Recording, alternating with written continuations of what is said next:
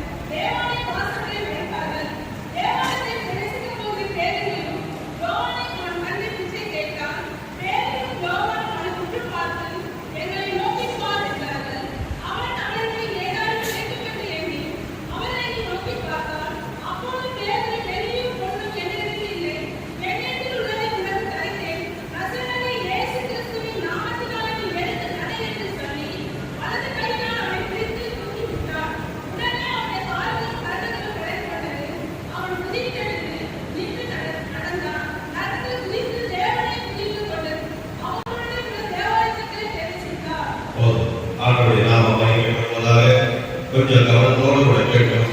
முக்கியமான ஒரு பகுதி இது.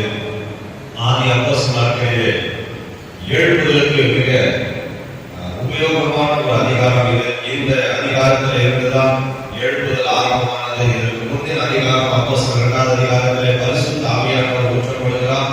ஆவியானவருடைய அபிஷேகம் எல்லா ஜனங்களுக்கும் ஊற்றப்படுகிறது. அந்நிய பாஷைகளிலே பேசினார்கள். ஆனால் இந்த 3வது அதிகாரம் முக்கியமான அதிகாரம். ஆண்டவராகிய இயேசு கிறிஸ்து வெளிப்படையாக அற்புதங்களை அதிகமாக செய்து ஜனங்களை ஆயிரக்கணக்காய் சபைக்குள்ளே சேர்த்த ஒரு காரியம். ஒரு நாள் அப்போஸ்தலனாகிய பேதுருவும் யோவானும் ஜெபம் பண்ணுவதற்காக தேவாலயத்துக்கு போனார்கள். இந்த இடத்துல 9ஆம் மணி நேரம் இருக்கு. ஆனா சரியான நேரம் மதியானம் 3 மணி. இங்கிலீஷ் பைபிள்ல படிச்சீங்கன்னா மதியானம் 3 மணி. மதியானம் 3 மணிக்கு வழக்கமா யாரும் அதிகமா ஜெபம் பண்ண போக மாட்டாங்க. ஓய்வு எடுக்கிற நேரம். இந்த காலை நேரத்தில் நாம 2 காரியத்தின் இடத்துல உங்களோடு வலியுறுத்த விரும்புகிறேன். நம்முடைய வாழ்க்கையிலே ஜெபம் நேரம் சரியாக இருக்கும் என்றால் நாம் நினையாத காரியங்களை கர்த்தர் நம் வாழ்க்கையின் மூலமாய் நம்முடைய இந்த தலைமுறைக்கு ஏதாவது ஒரு காரியத்தை செய்வார். இதை புரிந்து கொள்ளணும். ஜெப நேரம் இந்த இடத்துல பார்த்தீங்கன்னா ஜெப வேலையாகிய 9ஆம் மணி நேரம் மிக தெளிவாக குறிப்பிடப்பட்டிருக்கிறது. அந்த 9ஆம் மணி நேரத்தில் ஜெபம் பண்ணுவதற்காக வேற எந்த பர்பஸும் இல்லை. ஜெபம் பண்ணுவதற்காக தேவாலயத்திற்கு போனார்கள். மத்தியான நேரம் யாரும் அதிகமாக அதை கவனிக்க மாட்டாங்க. ஓய்வெடுக்கிற நேரம். ஆனா இவர்களுக்கு ஒரு வாஞ்சை. காரணம் என்ன? 3.5 ஆண்டுகள் இயேசுவோடு ஊழியம் செய்தவர்கள் அப்போஸ்தலனாகிய பேதுருவும் யோவானும். ஆனால் இதற்கு முந்தின நாட்களிலே கொஞ்ச நாளைக்கு முன்னாக தான் ஆண்டவராகிய இயேசு கிறிஸ்து மரித்து பரமேறி போயிட்டாரு. அதுக்கப்புறம் இவங்களுடைய வாழ்க்கையில் ஒரு வெறுமை, ஒரு வெற்றிடம். ஏனென்றால் 3 ஆண்டுகள் மிக பிஸியாக இயேசுவோடு இருந்தவர்கள் திடீரென்று இயேசு மரித்தார், அடக்கம் பண்ணப்பட்டார், உயிர்த்தெழுந்து பரலோகத்துக்கு போயிட்டார். இப்போது இவருடைய வாழ்க்கையிலே ஊழியத்திலே ஒரு வெற்றிடம். அந்த வெற்றிடத்திலே இவர்கள் சோர்ந்து போவாங்க. அடுத்து என்ன செய்வது என்று கலக்கி தவிக்காம இவங்க செய்ய ஆரம்பிச்சது செய்தி நீங்க கேட்டுக்கொண்டிருக்கும் போது உங்களுக்கு பரிசுத்த ஆவியானவர் சொல்லப்படுகிற காரியம் என்னன்னா, நம்முடைய வாழ்க்கையில எதிர்பாராத சில சம்பவங்கள் நடக்கும் பொழுது, நாம் நினைக்கிற காரியங்கள் நடக்காம இருக்கும் பொழுது நாம் சோர்ந்து விடக்கூடாது. அப்படிப்பட்ட நேரங்களிலே நாம் தீர்மானமாக ஒரு முடிவை எடுக்க வேண்டும். அப்படிப்பட்ட நேரங்களிலே நாம் தேவனுடைய பாதத்தை தேட வேண்டும். எல்லா சூழ்நிலையிலும் நம்முடைய வாழ்க்கையில் நாம் நினைக்கிறதெல்லாம் நடக்கும் நாம் எதிர்பார்க்க முடியாது. நாம ஒன்று நினைச்சிட்டு இருப்போம். அப்போஸ்தலனாகிய பேதுருவுடைய வாழ்க்கையை பார்த்து நாம் நினைச்சு கூட பார்க்கல. நான் 3 வருடத்துக்கு முன்னாடி அவர் மீன் பிடிக்கிறவர் பிஸியா மீன் பிடிச்சிட்டு இருக்கும் பொழுதுதான் ஆண்டவராகிய இயேசு கிறிஸ்து தன்னுடைய ஊழியத்துக்காக உன்னை நான் மனுஷனை பிடிக்கிறவனாக மாற்றுவேன் என்று லூக்கா 5ஆம் அதிகாரத்திலே பேதுருவை அழைக்கிறார் ஊழியத்துக்காக. அழைத்த நாள் முதல் கொண்டு இயேசுவோடு கூட நடந்து போய் கொண்டிருந்த மனிதர் பேதுரு. ஆனால் திடீரென்று இயேசு கிறிஸ்து கல்வாரி சிலுவையிலே மரித்தார். இதை பேதுரு எதிர்பாராத சூழ்நிலையிலே அந்த சம்பவம் நடந்தபடியால அடுத்து செய்யறதுக்கு வேலை இல்லை, படிப்பு இல்லை, எதுவுமே இல்லை, எந்த சோர்ஸும் கிடையாது. அப்படிப்பட்ட சூழ்நிலையில மீன் பிடிக்கும் போய் பார்த்தாலும் மீனும் கிடைக்கல. நீங்க யோகா கடைசி அதிகாரத்துல படிச்சீங்கன்னாக்கா மீன் பிடிக்கும் போனாங்க, ஆனா அது ஆசீர்வாதமா இல்லை. அப்பொழுதுதான் இவர்கள் முடிவு செய்தார்கள். அப்போஸ்தலர் 1ஆம் அதிகாரத்தில் 120 பேர்கள் மேல் வீட்டறையிலே ஏறி ஜெபித்தார்கள். பரிசுத்த ஆவியானவர் ஊற்றப்படுகிறார். அதற்கு அப்புறம் இந்த ஜெபத்தினுடைய மேன்மை அவர் புரிகிறார். ஜெப நேரத்தில் 9ஆம் மணி நேரத்தில் ஜெபம் பண்ணுவதற்காக தேவாலயத்துக்கு போகிறார். பிரியமானவர்களே, நம்முடைய வாழ்க்கை நீங்கள் எந்த பின்னணியை சேர்ந்தவர்களாக இருக்கலாம், பிரச்சனைகளும் போராட்டங்களும் எல்லாருக்கும் பொதுவானது. இந்த இடத்துல பிரச்சனையை சந்திக்காத ஆட்கள் யாரும் இருக்க மாட்டீங்க. பிரச்சனைகளை நாம் சந்திக்கும் போது சோர்ந்து போகக்கூடாது, பின்வாங்கி போய்விடக்கூடாது. அப்படிப்பட்ட நேரங்களிலே நாம் அதிகமாக தேவனை தேடுவதற்காக நேரத்தை எடுக்கணும். முக்கியமா அப்படிப்பட்ட நேரங்களில் சாத்தான் மனதை குழப்பம். இயேசு ஓடி உங்களுக்கு என்ன நடந்தது பாரு, இயேசுவும் இல்லை, வாழ்க்கை ஒரு அனுபவம் இல்லை, வெறுமையாக சாத்தான் நம்மளை சோர்வுக்குள்ளாக்குவான். நம்முடைய ஜெபங்கள் கேட்டாலும் சரி, கேட்கப்படாவிட்டாலும், நம்முடைய வாழ்க்கையில எது நடந்தாலும் நடக்காவிட்டாலும் நாம் ஆண்டவரை தேடுவதற்கு உறுதியான தீர்மானம் எடுக்க வேண்டும். அப்படி உறுதியாக தீர்மானம் எடுக்கிறவர்களை தான் கர்த்தர் ஆசீர்வதிக்க முடியும். இந்த நேரத்தில் மாத்திரம் முதல் வசனத்துல அவர் தேவாலயத்துக்கு போகாம இருந்தாருன்னா அடுத்து நான் சொல்ற காரியம் எதுவுமே நடந்திருக்காது. அப்படி கடினமான சூழ்நிலையில தேவாலயத்துக்கு ஜெபம் பண்ணுவதற்காக போகும்பொழுதுதான் கர்த்தர் அவரை பயன்படுத்த ஆரம்பிக்கிறார். பிரியமானவர்களே, நீங்கள் எடுக்கக்கூடிய தீர்மானங்கள் உங்களுடைய வாழ்க்கையின் அடுத்த எல்லைக்கு உங்களை கொண்டு போகும். நீங்கள் நினையாத உயரத்துக்கு கர்த்தர் உங்களை கொண்டு போவார். இந்த அதிகாரத்தில் இருந்து நான் பேச போகிறேன். 2ஆவது வசனமாக அப்பொழுது ஜெபம் பண்ண போகும் பொழுது அப்பொழுது தன் தாயின் வயிற்றிலிருந்து சப்பானியாய் கொண்ட ஒரு மனுஷனை சுமந்து கொண்டு வந்தார்கள். தேவாலயத்தில் பிரவேசிக்கிறவரிடத்தில் பிச்சை கேட்கும்படி நாள்தோறும் அவனை அலங்கார வாசல் எனப்பட்ட தேவாலய வாசல்களிலே வைப்பார்கள். தேவாலயத்தில் பிரவேசிக்க போகிற பேதுருவையும் யோவானையும் கண்டு அவர் பிச்சை கேட்டார். பாருங்க, நாள்தோறும் நடக்கிற ஒரு சம்பவம். அந்த தேவாலய வாசற்படியில் ஒரு பிச்சைக்காரனை கொண்டு வந்து வைப்பார்கள், தூக்கி கொண்டு வந்து வைப்பாங்க. எதற்காக? பிச்சை கேட்பதற்காக. போகிற வருகிற எல்லா இடத்துல பிச்சை கேட்பான். அதுதான் அவனுடைய வேலை. அப்படி அந்த சம்பவம் நடக்கும் பொழுதுதான் பேதுருவும் யோவானும் உள்ளே வருகிறார்கள். அவர்களை கண்டு அந்த பிச்சைக்காரன் பிச்சை கேட்கிறார். இந்த காரியத்தை கொஞ்சம் கவனிக்கணும். அந்த பிச்சைக்காரனுக்கு தூரத்தில் வரும்போது ஒரு வேலை தெரிந்திருக்கலாம். எங்கள் இயேசுவோடு இருந்தவர்கள் பெரிய அப்போஸ்தலர்கள் தெரிந்திருக்கலாம்.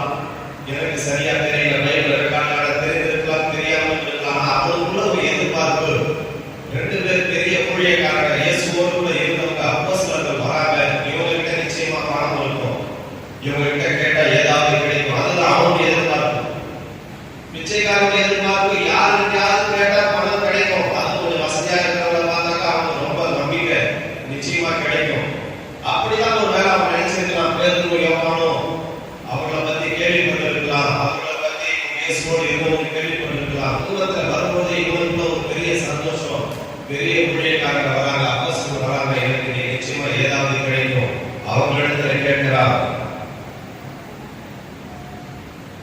5ஆவது வசனம், அப்பொழுது பேதுரு, வெள்ளியும் பொன்னும் என்னிடத்திலே இல்லை. பாருங்க, 3 வருடம் இயேசுவோடு கூட ஊழியம் செய்த ஒரு பிரதான அப்போஸ்தலர் பேதுரு. அவர் கொடுக்கிற ஸ்டேட்மெண்ட்டை பாருங்க.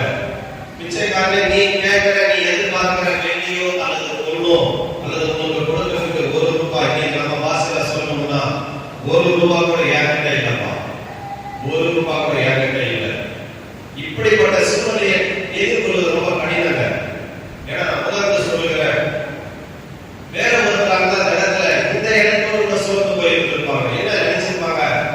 இயேசுவை நம்பி நான் பிசினஸ் எல்லாம் பண்ணிட்டு வந்த 3 வருஷம் இயேசுவும் இன்னைக்கு என் கூட இல்ல. இந்த பிச்சைக்காரர்களுக்கு கொடுக்க 1 ரூபாய் என் கையில இல்ல. நான் எதுக்காக நான் இயேசுவை பின்பற்றி வந்தேன்? விரக்தியோடு கூட பின்வாங்கி போயிருந்திருப்பான். இன்னைக்கு நிறைய பேர் தன்னுடைய கரத்துல எதுவும் இல்லாதபடி நான் விரக்தி அடைகிறவர்கள் அநேகர் உண்டு. நான் சொல்றது எத்தனை பேருக்கு புரியுது? 3 வருஷம் இயேசுவோடு ஊழியம் செய்தவர். இங்க கேட்கறதுக்கு ஒரு பெரிய டொனேஷன் யாரும் கேட்கல. ஒரு பிச்சைக்காரன் கேட்கிறான். அவனுக்கு கொடுக்கறதுக்கு ஒண்ணுமே இல்லாத அளவுக்கு தான் அவனுடைய ஊழியம் இருந்தது. அவருடைய நிலைமை இருந்தது. இன்னைக்கு நான் பேசிக் கொண்டிருக்கும் போது நீங்க கேட்கும் போது ஒருவேளை என்னுடைய வாழ்க்கையில இப்படிப்பட்ட அனுபவத்தின் உள்ளாக நீங்க கடந்து வந்திருக்கலாம். என் தேவையை சந்திக்க என்னால முடியலையே, என் சூழ்நிலையை சந்திக்க என்னால முடியலையே, குடும்பத்தின் தேவைக்காக என்னால ஒன்றும் செய்ய முடியலையே, நான் வெறுமையான ஒரு பாத்திரமா இருக்கிறேன், என்னால யாருக்கு என்ன பிரயோஜனம், நான் எதற்காக வாழ்கிறேன், இந்த இயேசுவை நம்பி என்னுடைய வாழ்க்கையில என்ன நான் சாதிச்சேன், இப்படிப்பட்ட ஒரு கேள்வியோடு நீங்க இந்த சத்தத்தை கேட்கலாம். உங்களுக்கு நம்பிக்கையை கொடுக்கும்படியாகத்தான் இந்த இடத்துல இந்த வசனங்கள் எழுதப்பட்டிருக்கிறது. இடத்துல பேசுறது சோர்ந்து போகல, வெள்ளியும் என்கிட்ட பொண்ணும் கிடையாது, நீ கேட்கிற எதுவுமே என்கிட்ட இல்லை, ஆனா என்னிடத்துல ஒன்று இருக்கிறது, என்னிடத்துல ஒன்று இருக்கிறது. இந்த உலகம் சாதாரண காரியங்கள் தான் எதிர்பார்க்கும். இந்த உலகத்துல கண்ணால காண முடியாத ஒரு பெரிய வல்லமையும் அபிஷேகத்தையும் கிருபைகளையும் கர்த்தர் உங்களுக்கு எனக்கு கொடுத்திருக்கிறார். இதை நாம் உணர்வோம் என்றால் நம்முடைய எதிர்காலம் நாம் நினையாத உயரத்துக்கு கர்த்தர் கொண்டு போவார். எத்தனை பேர் விசுவாசிக்கிறீங்க? இந்த உலகம் எதிர்பார்த்தது அவனிடத்தில் 1 ரூபாய் பணம், 5 ரூபாய் பணம், சின்ன வெள்ளி, சின்ன காசு, இவ்வளவுதான். ஆனா அது அவனிடத்துல இல்லைன்னு அவன் பொருள் அடுத்த அடையாளிகள் அந்த வசனத்துல சொல்லலாம். ஆனால் என்னிடத்திலே இல்லை, என்னிடத்திலே உள்ளதை உங்களுக்கு தருகிறேன், நசரேயனாகிய இயேசுவின் நாமத்தினாலே நீ எழுந்து நட. அல்லேலூயா. அந்த இடத்துல இதுதான் விசுவாசம். தேவன் நமக்கு கொடுக்கிற விசுவாசம். இந்த உலகத்தில் நமக்கு எதுவும் இல்லாமல் இருக்கலாம். ஆனா ஒரு சர்வ வல்லமையுள்ள தேவன் ஒரு வெளியேற பெற்ற ஒரு நாமத்துள்ள அதிகாரத்தை கர்த்தர் உங்களுக்கு எனக்கு கொடுத்திருக்கிறார். நீங்கள் நானும் சாதாரணமானவர்கள் அல்ல, இயேசுவால் அழைக்கப்பட்டவர்கள். இயேசு அவருடைய நாமத்துள்ள வல்லமையை உங்களுக்கு எனக்கு கொடுத்திருக்கிறார் என்று விசுவாசிக்கிறேன். அல்லேலூயா. இந்த நாமத்துள்ள வல்லமையை யார் உணர்கிறார்களோ, இயேசுவின் நாமம் உங்களுக்கு எப்படி நீங்க எடுத்துக்கொள்றீங்கன்னு தெரியல. எனக்கு இந்த இயேசுவின் நாமம், அந்த நாமத்தினால உங்களுக்கு முன்னாடி உயிரோடு அறிக்கிறேன். என் சாட்சி ஒரு 5 நிமிடம் உங்களோட பகிர்ந்து கொள்வேன். எதற்காக இந்த அதிகாரத்தில் இருந்து இன்றைக்கு பேசுகிறேன் என்றால், இந்த தேவாலய வாசற்படியில் இருந்த அந்த பிச்சைக்காரனை போலதான் என்னுடைய வாழ்க்கை. 28 ஆண்டுகளுக்கு முன்பாக நான் சொந்த ஒரு விழுப்புரம் மாவட்டம், நான் கடலூர்ல படிச்சுட்டு இருக்கும் போது டெக்னாலஜி படிச்சுட்டு இருந்தேன். அப்பொழுது கிரியோன் இன்டர்நேஷனல் ஊழியக்காரங்க புதிய ஏற்பாடு பைபிள் கொடுப்பாங்க.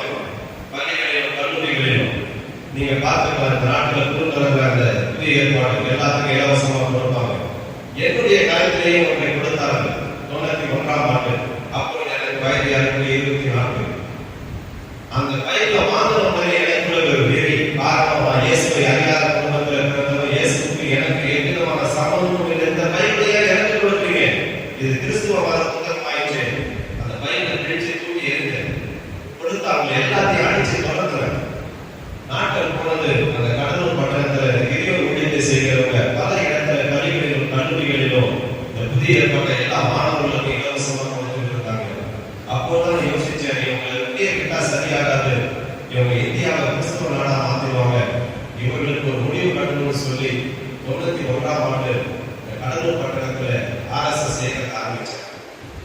என்னோட படித்த மாணவர்கள், என் ஊர்ல இருந்த வாலிபர்கள் 50 பேரை என்னோடு சேர்ந்துக்கிட்டு எந்த இடத்துல அந்த பைபிளை பார்க்கணும், பைபிளை பிடிச்சு எறிவேன், கொடுக்கிறவங்க பொறுத்து விட மாட்டேன், பொறுத்து அழிவேன். அப்படி குடும்பமா வாழ்ந்து கொண்டிருந்தேன். ஒரு நாள் கடலூர்ல ஒரு சாயங்கால வேலை எக்ஸசைஸ் பண்ணுவதற்காக கிரௌண்டுக்கு போயிருந்த பொழுது ஒரு 60 வயதுக்கு ஒரு வயதானவர் இந்த பைபிளை சில மாணவர்களுக்கு கொடுத்துட்டு இருந்தார். அந்த நாட்டில் இந்த பைபிளை பார்ப்போம்னா எனக்கு ரத்தம் கொதிக்கிற ஒழிச்சு திருமணம் பெரிய அழகி கொடுத்து அந்த பைபிளை கொடுத்துட்டு இருந்தாங்க. ஓங்கி அடிச்சவர் புறத்திட்டு ஓடுது. என் அடிக்கு பயந்து தூரத்துல ஓடலாம்.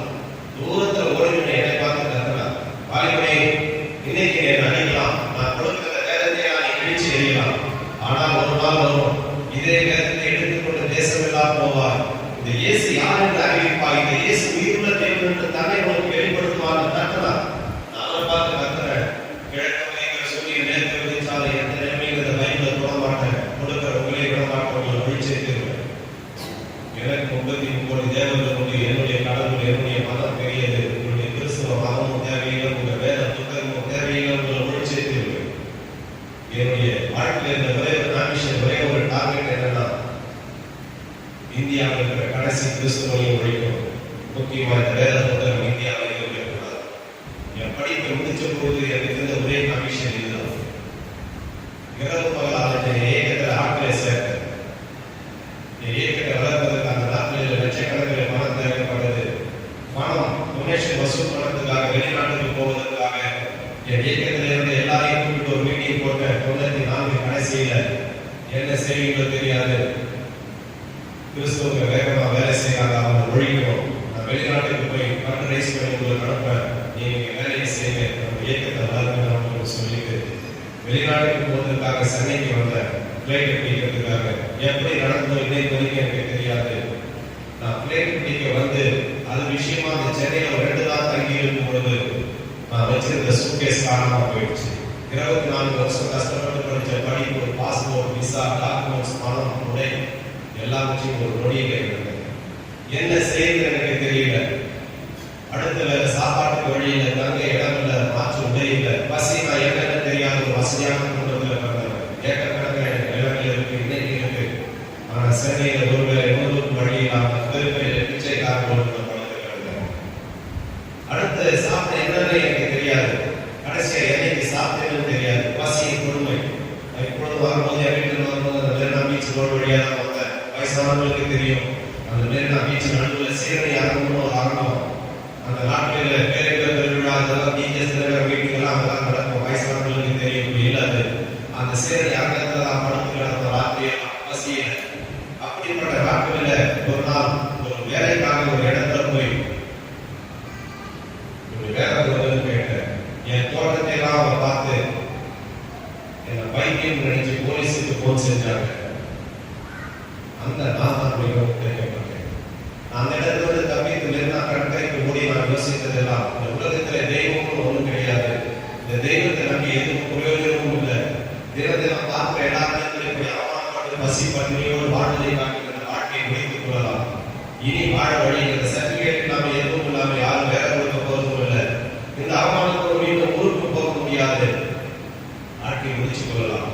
ஒரு கடிதத்தை எழுதி என்னுடைய பாக்கெட்டில் வச்சுக்கிட்டு இதே சென்னை ஹிந்தி, அந்த ஹிந்திக்கு முன்னாடி ஸ்பீக் ஆபீஸ், இன்னைக்கு அந்த ஸ்பீக் ஆபீஸ்க்கு முன்னாடி ரயில்வே தண்டவாளம்.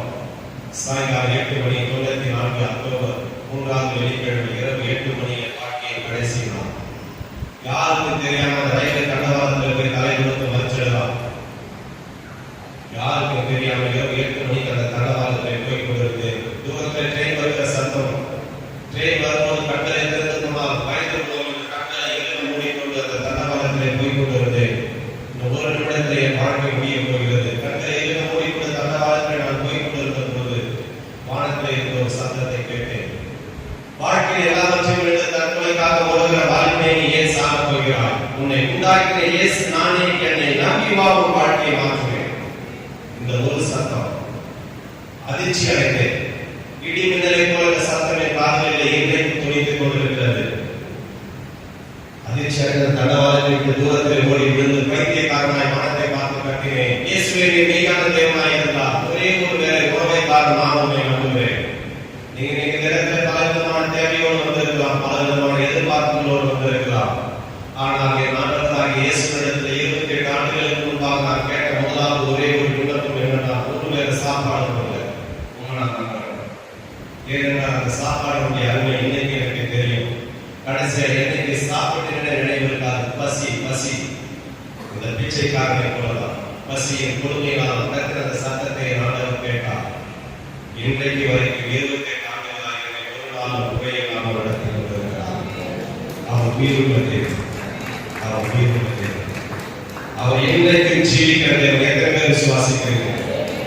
அந்த நாள் அந்த இந்தியிலிருந்து மெரினா கடற்கரைக்கு நான் ஓடினேன். அதிர்ச்சியோடு ஓடினேன். கடந்துதான் போவோம். அந்த நாட்களில் பஸ்ல போறதுலாம் காசு இல்லை.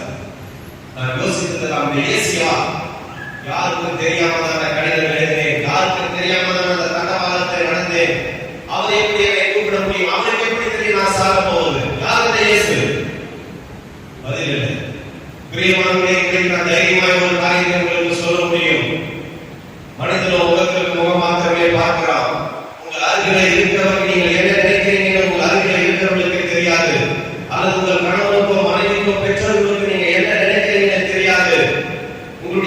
காலம் உங்கள் அருகாமையில் இருக்கிறவர்களுக்கு தெரியலாம், நிகழ்காலம் உங்களுக்கு தெரியலாம். ஆனால் உங்கள் எதிர்காலத்தையும் கடந்த காலத்தையும் நிகழ்காலத்தையும் அறிகிற ஒரே ஒருவர் ஆண்டவராகிய இயேசு கிறிஸ்து மாத்திரமே. ஏசியா பதில் இல்லை. நான் கடற்கரையில போகிற வருகிற எல்லாருக்கும் கேட்ட ஏசியா ஏசியா ஏசியா எனக்கு சொல்லுங்க. யாரும் சொல்லல. அடுத்த நாள் சனிக்கிழமையில அடைஞ்ச பதில் கிடைக்கிற ஞாயிற்றுக்கிழமை காலை ஒரு தீர்மானம் எடுத்து அந்த மவுண்ட் ரோடு வழியா பிடியில போய் அந்த ரயில்வே தண்டவாளத்தை தேடணும்னு சொல்லி 6 மாதங்கள் போன்ற உடைய கொடுக்கலையை அடைந்து கொண்டிருந்தபடினால என் மனநிலை பாதிக்கப்பட்டு ஏறக்கூடிய 67% பைத்தியக்காரனாக இருந்து அந்த பைத்தியத்தினால் என்ன செய்வது தெரியாமல் நடந்த கிட்டியிலே பகல் ஞாயிற்றுக்கிழமை காலை 9 மணிக்கு போய் கொண்டிருந்தேன். நான் போய் கொண்டிருக்கும் போது சென்னை சேதாப்பேட்டை கடந்து சின்னமலை என்ற ஏரியாவை கடந்து போய் கொண்டிருந்த நடந்துதான் இந்த சின்னமலையில வந்து பக்கத்தில் ஒரு தேவாலயம், ஆயிரக்கணக்கான ஜனங்கள் உள்ளே வந்து கொண்டிருந்தார்கள், போய் கொண்டிருந்தார்கள். பெரிய கூட்டம். எனக்கு அது தேவாலயம் என்று தெரியாது. என் குடும்பமாக நினைத்த இடத்தில் உண்மையை சொல்கிறேன். உள்ளே ஏதோ கூட்டம் நடக்கிறது. கூட்டத்தோடு கூட்டமாய் போனால் ஏதாவது சாப்பிட கொடுப்பாங்க. கூட்டத்தோடு கூட்டமாய் பயந்து பயந்து அதை கிழிந்து உடையோடு உள்ளே போனேன். கடைசி இறுதியை அமர்ந்தேன். உள்ளே ஆராதனை செய்திகள் எல்லாம் இருந்தது. ஒன்று விலகவில்லை. கண்ணியோடு இருந்தேன். கூட்டம் முடிந்து எல்லோரும் போனார்கள். கடைசியாக ஒருவர் விசாரித்தார், தம்பி யார் நீ எங்கிருந்தவர், என்ன வேணும்? என் கதையை சொன்னேன். சாக போனேன். ஏசியின் ஒரு சத்தத்தை கேட்டிருந்த ஏசியா, அதை மாத்திரம் எனக்கு சொல்லுவேன். எத்தனையோ வேதங்களை கிடைத்தவன் தான், எத்தனையோ கூட்டங்களிலே இயேசு இல்லை என்று சொல்லி பேசினவன் தான். ஆனால் அந்த நிலைமையிலே அவர் என்னிடத்தில் ஒரு புதிய ஏற்பாட்டை கொண்டு வந்து அந்த கிரிவலம் புதிய ஏற்பாட்டை கொண்டு வந்து என்னுடைய கருத்திலே கொடுத்தார். தம்பி, இந்த இயேசுவை குறித்து எல்லாம் தெரியும், இதை போய் நீ வாசி. இயேசுவை குறித்து உங்களுக்கு தெரியும். பயத்தோடு நடுக்கத்தோடு வாங்கி மார்பிலை அடைத்தவனா மீண்டும் சென்னையை மேற்கா கடற்கரைக்கு போனேன். இந்த அண்ணா சமாதி விளக்கு வெளிச்சத்திலே உட்கார்ந்து கொண்டு அந்த புதிய ஏற்பாட்டை வாசிக்க ஆரம்பித்தேன். அருமையான தேவ பிள்ளைகளை, நம்முடைய கருத்தில் இருக்கிற வேதம் சாதாரணமான புத்தகம் அல்ல. ஆண்டவராகிய இயேசு சொன்னார், வானமும் பூமியும் ஒழிந்து போகும், ஆனால் என்னுடைய வார்த்தைகள் ஒரு காலம் ஒழியாது என்று சொல்லி நம்முடைய வாழ்க்கையை மாற்றுகிற வல்லமையுள்ள வசனங்கள் அடங்கியதுதான் இந்த வேத புத்தகம். 3 மாதங்கள் இந்த வேத புத்தகத்தை வாசித்துக் கொண்டிருந்த அந்த புதிய ஏற்பாட்டை அதுள்ள ஒவ்வொரு வார்த்தையின் மூலமாய் தேவனாகிய கர்த்தர் என்னோடு கூட பேசினார். யோவான் 1:1 வாசிக்கிறோம், ஆதியிலே வார்த்தை இருந்தது, அந்த வார்த்தை தேவனிடத்திலே இருந்தது, அந்த வார்த்தை தேவனாய் இருந்தது. யோவான் 14:1 வாசிக்கிறோம், உங்கள் இருதயம் கலங்காது இருப்பதாக, தேவனிடத்தில் விசுவாசமாயிருங்கள், என்னிடத்திலே விசுவாசமாயிருங்கள். அதே அதிகாரத்திலே நானே வழி, நானே சத்தியம், நானே ஜீவன் என்ற வசனங்களை வாசிக்க வாசிக்க என்னுடைய மனதில் ஒரு பெரிய தெளிவு, ஒரு நம்பிக்கை, ஒரு விசுவாசம். 3 மாத முடிவிலே ஒரு தீர்மானம் எடுத்தேன். இயேசுவே, இனி ஒரு வாழ்க்கை எனக்கு இருக்கும் என்றால் உமக்காகவே வாழ்வேன். உம்முடைய கரத்திலே என் வாழ்க்கையை ஒப்புக் கொடுக்கிறேன். இயேசுவின் கரத்திலே வாழ்க்கையை ஒப்புக் கொடுத்தேன். 95ஆம் ஆண்டு பிப்ரவரி 12ஆம் தேதி ஞாயிற்றுக்கிழமை அதே தேவாலயத்தில் ஞானஸ்நானம் எடுத்தேன். எதற்காக சொல்கிறேன் என்றால், நான் ஞானஸ்நானம் எடுக்கும் போது என்னை விசாரிக்க ஒருவரும் இல்லை, மாற்றொன்றை கூட இல்லை. இந்த ஞானஸ்நானம் எடுத்து அந்த தொட்டியை இருந்து வெளியே போய் முன்னிருக்கிற வெயில குடை காய்வதற்காக இதுதான் என்னுடைய வாழ்க்கை. அடுத்த நாள் வேலை தேடி சென்னையை போய் கொண்டிருந்தேன். பிப்ரவரி 13 95ஆம் ஆண்டு சென்னையை அண்ணா மேம்பாலம் என்ற ஒரு பகுதி, ஆயிரங்களுக்கு அமெரிக்கன் எம்பசி, அது பக்கத்தில் ஒரு டீ கடையில் 4 வாலிபர்கள் டீ சாப்பிட்டுக் கொண்டிருந்தார்கள். ஒரு இன்டர்வியூக்கு போய் கொண்டிருந்தார்கள். ஏன் போனேன் என்று எனக்கு தெரியாது. இன்டர்வியூக்கு போனேன். அங்க அநேகர் வந்திருந்தார்கள். கையில சூட்கேஸ், பைக், சர்டிபிகேட் எல்லாம் வச்சிருந்தாங்க. என்னுடைய கருத்து அந்த வேத புத்தகம் மாத்திரமே. எல்லோரையும் அனுப்பிட்டு கடைசியாக என்னை கூப்பிட்டாங்க. சர்டிபிகேட்டை கேட்டாங்க. சார், சர்டிபிகேட் இல்லை, படிச்சிருக்கிற எல்லாத்தையும் படிச்சுட்டேன். ஒன்றும் என் கையில இல்லை. என் கையில இருக்கிறது இந்த வேதம் தான். இந்த வேதத்தை அவருடைய கருத்திலே கொடுத்தேன். வேண்டுமானால் இந்த வேதத்தை வைத்துக் கொள்ளுங்கள், எனக்கு ஒரு வேலை கொடுங்க, வேறு எதுவும் எனக்கு சம்பளம் வேணும், சாப்பிட போனேன், பணம், அது போதும். பைபிள் அவர்கிட்ட கொடுத்த அரை மணி நேரம் கழித்து எல்லோரையும் அனுப்பிவிட்டு அந்த வேலையை எனக்கு கொடுத்தார்கள். இயேசு இருக்கிறது. இது சாதாரண புத்தகம் இல்லைங்க. தொடங்கி போன சர்டிபிகேட் இன்னைக்கு வரைக்கும் எனக்கு கிடைக்கல. இன்னைக்கு 2024 இன்னைக்கு வரைக்கும் எனக்கு எதுவுமே கிடைக்கல. ஆனால் இன்டர்நேஷனல் வேல்யூபிள் சர்டிபிகேட் கிடைக்கிறது. ஒரு சாதாரண ஹெல்ப்லாம் அந்த கம்பெனியில் வேலைக்கு சென்றேன். ஆபீஸ் மவுண்ட் ரோடு ஜெமினி அந்த மேம்பாலத்துக்கு பக்கத்தில் இன்னைக்கு இருக்கு. 50 எஸ்டேட் ஃபேக்டரியில வேலையெல்லாம் முடிச்சுட்டு பகலெல்லாம் வேலை செஞ்சுட்டு ராத்திரி ஜெபம் ஆரம்பிப்பேன்.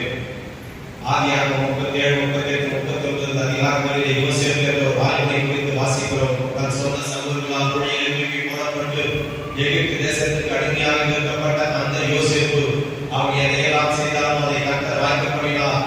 அது மாத்திரமல்ல, எந்த தேசத்திலே அடிமையாய் போனானோ அதே தேசத்திலே கர்த்தர் அவனை உயர்த்தினார். அந்த தேசத்துக்கே அதிபதியாக மாற்றினார். இந்த வேதத்தை வாசிக்கிறோம். எத்தனை பேர் வாசிக்கிறீங்க? யோசேப்புடைய வாழ்க்கை 3 மாதத்திலே எப்படி அடிமையாக இருந்த யோசேப்பை அந்த தேசத்துக்கே அதிபதியாக உயர்த்தினார். அதே தேவன் சாதாரண ஹெல்பராக இருந்த என்னை அந்த கம்பெனியிலே தேவன் மேனேஜராக 3 மாதத்திலே ஆண்டவர் ப்ரமோஷன் கொடுத்தார். அது ஒரு ஸ்விம்மிங் பூல் கம்பெனி, இப்படிப்பட்ட மினரல் வாட்டர் எக்யூப்மெண்ட்ஸ் மேனுஃபேக்சரிங் பண்ணுற கம்பெனி.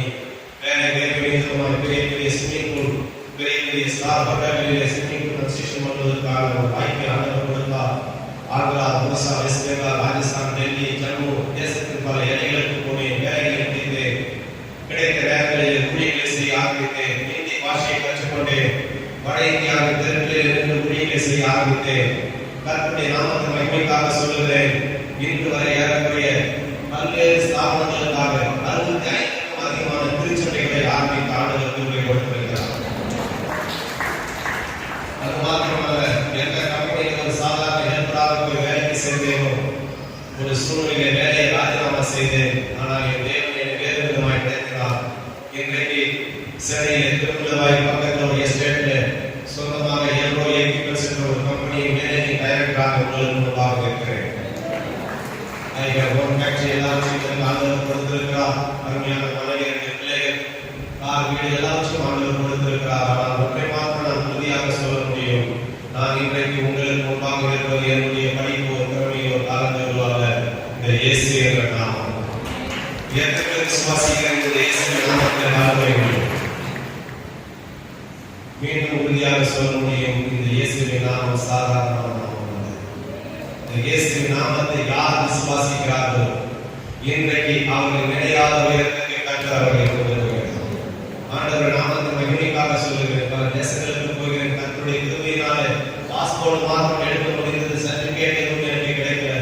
பாஸ்போர்ட் மாத்திரம் ஒரு 4 வருஷத்துக்கு முன்னாடி கர்த்தர் எனக்கு எடுத்து கொடுத்தார். ஊழியர்களுக்கு போவதற்காக ஊழியர்களுக்கு போய் கொண்டிருக்கிறேன். தேசத்தின் பல எல்லைகளுக்கு போய் கொண்டிருக்கிறேன். வருகிற ஞாயிற்றுக்கிழமை இதே நேரம் காலை டெல்லியிலே ஒரு திருச்சபையில பிரசங்கம் பண்ணி கொண்டிருக்கிறேன். வருகிற சனிக்கிழமை மும்பை பட்டணத்திலே ஊழியம்.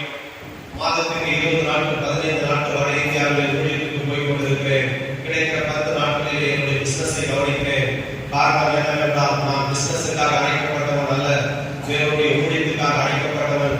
அதனால் அழிந்து போகிற ஆத்மாக்கள், தெருவோரங்களிலே கிடக்கிற ஆத்மாக்கள், வலதிலேக்கு இடதிலேக்கு வித்தியாசம் தெரியாத ஆத்மாக்கள், இருளிலே கிடைக்கிற ஜனங்களுக்கு சுவிசேஷத்தை அறிவிக்க வேண்டும் என்ற அந்த ஒரு தாகம். மத்தேயு 11:78 வாசிக்கிறோம். வருத்தப்பட்ட பாரம் சுமக்கிறவர்களே, நீங்கள் எல்லோரும் என்னிடத்திலே வாருங்கள், நான் உங்களுக்கு இளைப்பாறுதலை தருகிறேன் என்று சொல்லி ஆண்டவராகிய இயேசுவின் வார்த்தையை இந்தியில் எப்படி வாசிக்கிறோம்? हे परेशान करने वाले अब बोझ से दबे हुए मेरे पास आओ, मैं तुम्हें विश्राम दूंगा. इसने कहा, இயேசு என்ன சொல்றார்? मेरे पास आओ, मेरे पास आओ, என்னிடத்தில் வாருங்கள், நான் உங்களுக்கு இளைப்பாறுதலை தருகிறேன். मैं तुम्हें विश्राम दूंगा. விஸ்ராம், அந்த இளைப்பாறுதலை தருகிற ஒரே ஒரு தெய்வம் இயேசு கிறிஸ்து.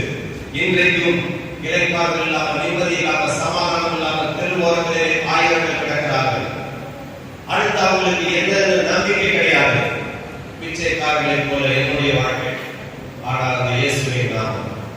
அதனால் அந்த அழைப்பில் உறுதியாக இன்றைக்கு வரைக்கும் ஆண்டவருடைய கிருபையினால் அந்த ஊழியர்களை செய்து கொண்டிருக்கிறேன். கர்த்தருடைய நாமம் மாத்திரம் மகிமைப்படுவதாக. எந்த விதமான நோக்கத்துக்கு உங்களுக்கு முன்பாக நிற்கிற நான் என்பதற்காக ஒரே ஒரு காரியம் செய்து முடிப்பதற்கு முன்பாக நீங்கள் புரிந்து கொள்வீர்கள். இன்றைக்கு தேவனுடைய பிள்ளைகள் எல்லோரும் இந்த இயேசுவின் நாமத்தின் மேல் உள்ள விசுவாசம், இயேசுவின் நாமத்தின் மேல் உள்ள நம்பிக்கையை உறுதியாக இருக்கிறீர்கள் என்றால் உங்கள் மூலமாக கிரியைகளை செய்ய தேவன் போதுமானவராக இருக்கிறார். இந்த இடத்துல நீங்கள் படித்தவர்களோ படிக்காதவர்களோ ஏழையோ பணக்காரர்களோ நீங்கள் எந்த பின்னணியத்தை சேர்ந்தாலும் ஒரு காரியத்தை மறந்து விடாதீர்கள். ஆண்டவர் உங்களை நம்பி ஏதோ ஒன்றை என்னுடைய கரத்திலே கொடுத்திருக்கிறார். என்கிட்ட எதுவுமே இல்லைன்னு யாருமே சொல்ல முடியாது. யாருமே சொல்ல முடியாது. உங்களிடத்தில் இருக்கிறதை வைத்துதான் கர்த்தர் உங்களை பயன்படுத்தப் போகிறார் 2024ஆம் ஆண்டில். அல்லேலூயா. உங்களிடத்தில் என்ன இருக்கிறது, இதை நீங்கள் யோசித்து ஆரம்பிப்பீர்கள் என்றால் நான் உங்களுக்கு அதனால சாட்சி முன்னே விரிவா சொல்லிட்டேன். என்கிட்ட சர்டிபிகேட் இல்ல,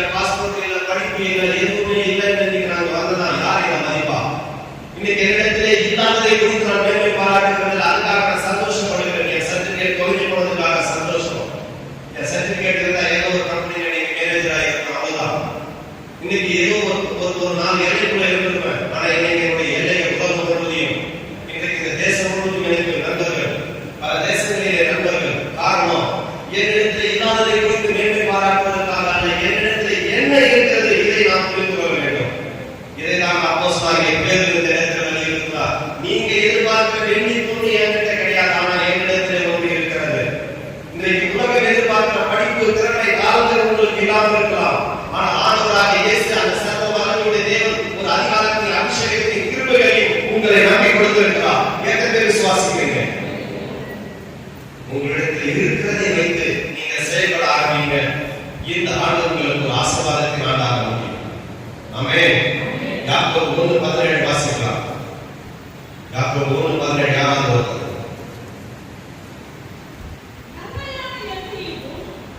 நன்மையான எந்த ஈவும் பூரணமான எந்த வரமும் பரத்திலிருந்து உண்டாகி ஜோதிகளின் பிதாவினிடத்தில் இருந்து இறங்கி வருகிறது. அல்லேலூயா.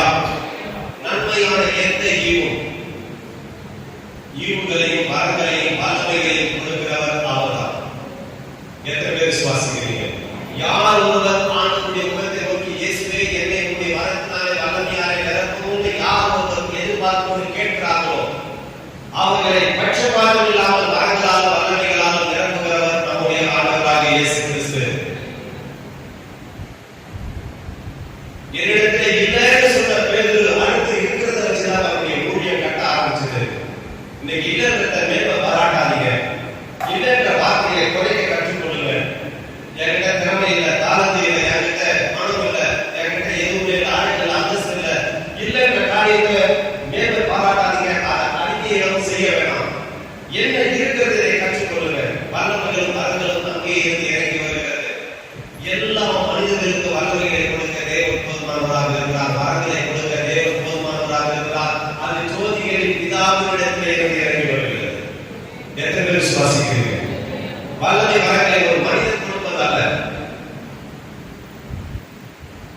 திறமையை வேணாம் மனிதர்களிடத்தில் கற்றுக்க முடியும். வல்லமைகளையும் வரங்களையும் தேவனாக கொடுக்க முடியும்.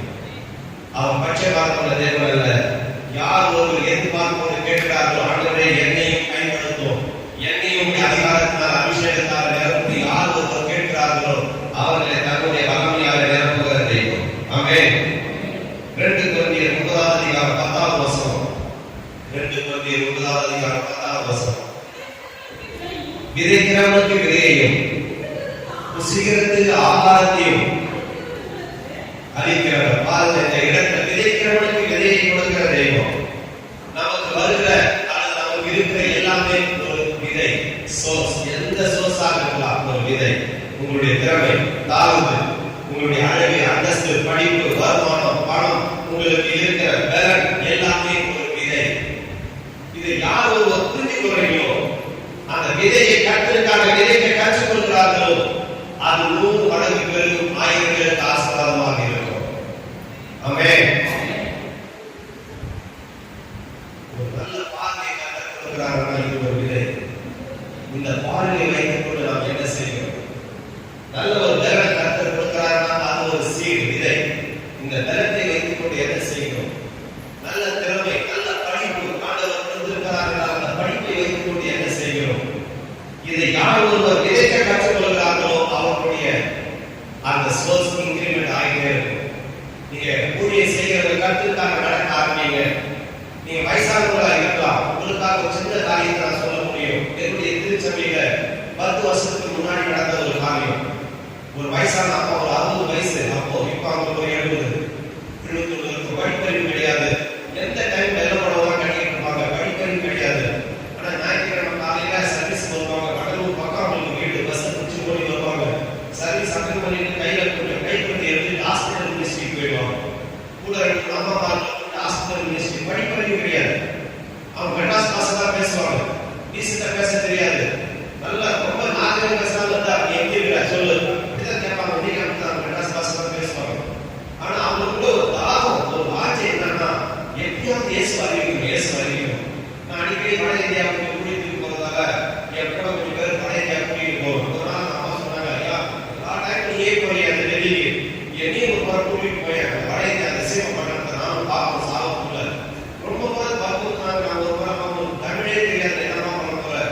நாங்க இந்தியில பேசணுமா, எனக்கு எல்லாம் தெரியும், நீ கூட்டிட்டு போனாங்க.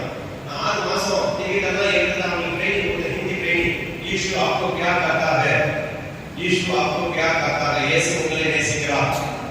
இந்த புத்தகத்தை படிங்க, இந்த கைப்பிரதி கொடுத்து ஏ பட்சிக்கோ படியே, ஏ புஸ்தகத்தோ படியே, இதை சொல்லுமா. இதை மாசம் 4 வார்த்தை ஹிந்தி வார்த்தை படிக்க சொன்ன டிக்கெட் எல்லாம் எடுத்தாச்சு, கத்து கொடுத்த எல்லாம் கத்துக்கிட்ட எனக்கு தெரியும் சொல்லிச்சு. ட்ரெயின் எனக்கு முன்னாடி நாள் ஞாயிற்றுக்கிழமை வாரம் கூப்பிட்டு கேட்கிறேன், 2 வார்த்தை ஹிந்தியில சொல்லுமா.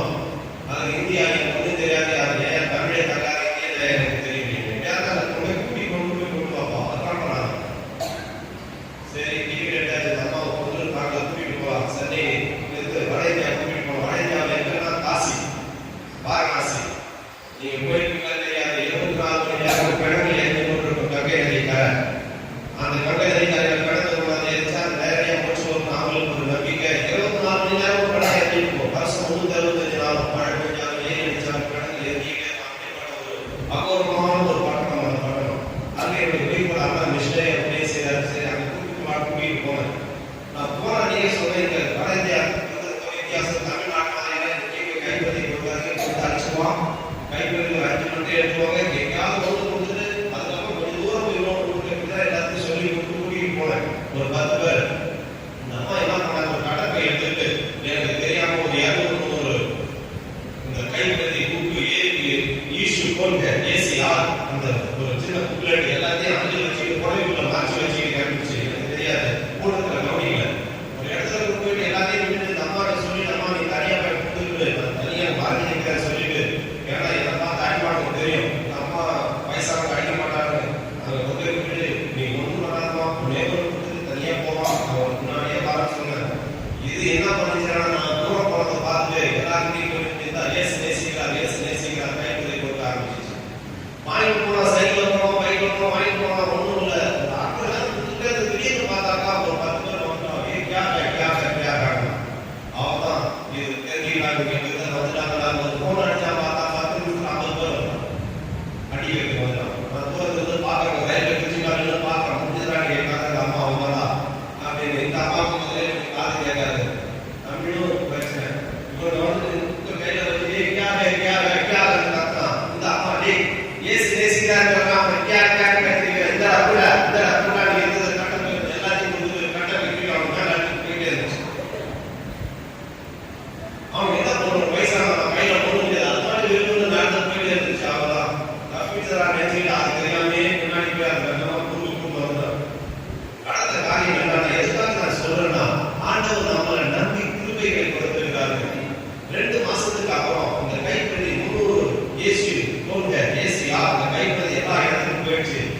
இந்த வேத வசனம் சும்மா இல்லைங்க, இது எந்த இடத்துல போனாலும் வேலை செஞ்சுக்கிட்டே இருக்கும். எந்த இடத்துல போனாலும் உணர்ந்து சொல்றேன், எந்த இடத்துல போனாலும் இது கிரியை. இந்த ஒரு விதையில உயிர் இருக்கும்னா அந்த விதையை எடுத்து மண்ணுக்குள்ள போட்டீங்கன்னா அந்த மண்ணுல சும்மா வைக்க போயிடாது. 3 நாள் 4 நாள் 5 நாள் அதுல இருந்து ஒரு முளை கிளம்பும், மரம் முளைக்கும். எத்தனை பேர் விசுவாசிக்கிறீங்க? இந்த வேத வசனம் விதை உணர்ந்து சொல்றேன். இந்த விதையை விதைச்சது வந்துச்சு. 2 மாசம் கழிச்சு என்னுடைய ஒய்ஃபோட போன் பண்றாரு, நீ வாரணாசி பார்ப்போம், ஒரு யூத் மீட்டிங் வச்சிருக்கிறேன். ஏன்னா அது வரைக்கும் அந்த சர்ச்சில் 2 ஆத்மா 2 வருஷமா யூத் மீட்டிங் இருக்கிறாங்க. இப்பதான் போயிட்டு 2 யூத் மீட்டிங் எங்கடா வச்சாருன்னு பார்த்தா வாரணாசிக்கு போனேன். பார்த்தீங்கன்னா ஒரு 50 ஜவான்லோக்னா வாலிபர் 50 பேர் உட்காந்துருக்கலாம். இன்னும் பார்த்தீங்கன்னாக்கா எனக்கே புரியல, ஏன்னா மாட்டு ஜாட்டமா இருக்காங்க, ஏதாவது கூப்பிட்டு நம்மள அடிக்க போறாங்க, ஏன்னா 50 பேர் உட்காந்துருக்காங்க. இப்போ வந்து சொல்றாரு இயேசுவுக்கு அறிவிங்க, சுவிசேஷம் அறிவிங்க. சுவிசேஷத்தை அறிவிக்க ஆரம்பிச்ச ஆண்டுடைய நாமத்து மகிமைக்காக சொல்றேன். இந்த அம்மா விதைச்சது பாருங்க விதை. இதை எடுத்துட்டு போன ஒவ்வொரு விதமாய் கட்ட சந்தித்தான். ஒவ்வொரு விதமா எல்லாரும் வந்துட்டான். இன்னைக்கு அந்த திருச்செங்கலை 600 பேர் இருக்கிறாங்க. அந்த பாலிமர்கள் எல்லாம் குடித்து கொடுத்து இன்னைக்கு 3 நேரம் முடியுமா, 1 நேரம் முடியுமா அந்த இடத்துல குடி செஞ்சுட்டு இருக்காங்க. அந்த அம்மா விதைச்ச விதை இன்னைக்கு அந்த இடத்துல திருச்செவியை கட்ட நாட்டி வச்சிருக்காங்க. எத்தனை பேருக்கு நான் சொல்ற காரியம் புரியும்? இயேசு நாமத்தினுள்ளதாக சாதாரணமானது. இந்த இடத்துக்கு எந்த வயசானதா இருந்தாலும் சரிங்க, இந்த இயேசு நாமத்தை சொல்லுங்க. வீட்டுல போய் ஜெபம் பண்ணுங்க, ஒரு ஹாஸ்பிட்டல்ல போய் ஜெபம் பண்ணுங்க, ஒரு வியாதிஸ்தன் கையை வைங்க, அந்த இடத்துல ஆண்டவர் அற்புதத்தை செய்வார். அடுத்த வாரம் அவங்க இந்த இடத்துக்கு வந்து உட்காருவாங்க. இந்த இடத்துல வருவாங்க. எத்தனை பேர் விசுவாசிக்கிறீங்க? அப்போஸ்தலனாகிய பேதுரு செய்து அதனால் என்னிடத்தில் உள்ளதை உங்களுக்கு தருகிறேன். இன்றைக்கு ஆண்டவர் கொடுத்திருக்கிறார், வல்லமைகளை கொடுத்திருக்கிறார், வரங்களை கொடுத்திருக்கிறார், விதைகளை கொடுத்திருக்கிறார். இந்த விதையை விதைக்க கற்றுக்கொள்ளுங்க. விதைக்கிறவங்களுக்கு தான் விதையை காக்க தர முடியும். ஆண்டவர் தாளங்களை கொடுத்துட்டு கணக்கு கேட்டார். 10 தாளந்து 5 தாளந்து கொண்டு வந்தாலும் கடன் கேட்போது அவங்களாம் சம்பாதிச்சு வச்சிருக்காங்க. 1 தாளந்து மண்ணில் போச்சுக்கிறாங்க, கடித்து கொள்கிறார். நமக்கு திறமைகளை கொடுத்திருக்கிறாங்க. திறமை இல்லைன்னு யாருமே சொல்ல முடியாது. தாளங்களை கொடுத்திருக்கிறார், வரங்களை கொடுத்திருக்கிறார். நீங்க அதை விதைக்க கற்றுக்கொள்ளுங்க. ஒவ்வொரு வாரமும் ஞாயிற்றுக்கிழமை கூடியத்தை முடிச்சு ஆராதனை முடிச்சு போக்குவரத்து உங்களுக்கு ஒரு தாகம். நான் ஒரு பெரிய ஆசீர்வாதமான பிரசங்கியார், ஆசீர்வாதத்தை நான் பேச தெரியாது. எனக்கு என்ன தெரியுங்களா, செய்யறது நம்ம செஞ்சுக்கிறத நம்மளை ஆசீர்வதிக்கிற தேவன் நம்மளை ஆசீர்வதித்து வச்சுக்கிட்டே இருப்பாங்க. நம்ம அவருக்காக என்ன செய்யணுமோ அதை நம்ம செஞ்சுக்கிறத நமக்கு என்ன தேவையோ அதை செய்வதற்கு அவர் போதுமானவராக இருக்கிறார்.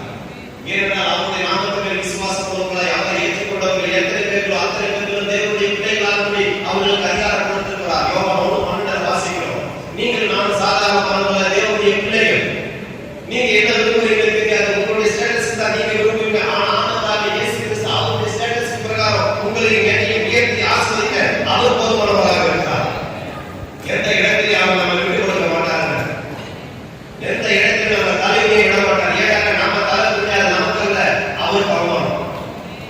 அதனாலதான் அவருடைய பிள்ளைகள் அதிகாரத்தை எல்லாருக்கும் கொடுத்துதான் நம்ம நடத்தி கொண்டிருக்கிறார். இதை நாம் உணரணும். அப்பொழுது நம்முடைய வாழ்க்கை ஆசீர்வாதம். விதைக்க கற்றுக்கொள்ளுங்கள். வேறு விதைச்சார், தன்னிடத்தில் உள்ள அந்த இயேசுவின் நாமத்தோட வல்லமையை விதைச்சார். அடுத்தது என்ன, அந்த கிரேவி சப்பானி அந்த அப்போஸ்தலர் 2:3 அதிகாரம் 7வது வசனம் வாசிக்கணும்.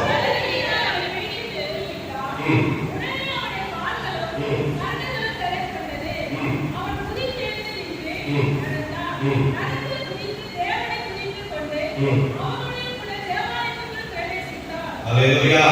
அந்த கிரேவி சப்பானி ஆளோ தூக்கிட்டு கொண்டு வந்து வச்சோம். 3 மணிக்கு அப்படிதான் அவருடைய நேரம். ஆனா 3:05 அவருடைய நேரம் மாறிச்சு. காரணம் ஒரே ஒரு மனிதனுடைய வாயிலே இருந்து புறப்பட்ட வார்த்தை.